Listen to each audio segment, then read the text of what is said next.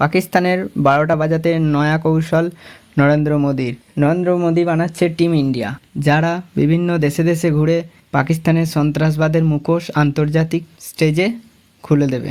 এর জন্য বিশ্বের বিভিন্ন প্রান্তে প্রতিনিধি দল পাঠাবে ভারত সরকার।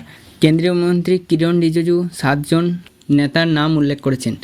এই দলের লিডার হিসাবে কংগ্রেসের শশী থারুরের নাম বলা হয়েছে। এছাড়া বিজেপির রবিশঙ্কর প্রসাদ, জেডিইউ সঞ্জয় কুমার ঝা, বিজেপির বৈজয়ন্তী পান্ডা, এছাড়া তামিলনাড়ুর প্রাক্তন মুখ্যমন্ত্রী এম করুণানিধির কন্যা, ডিএমকের কানিমোঝি করুণানিধি, এনসিপির সুপ্রিয়া সুলে, একনাথ সিন্দের পুত্র শ্রীকান্ত সিন্দেকে এই তালিকায় রয়েছে।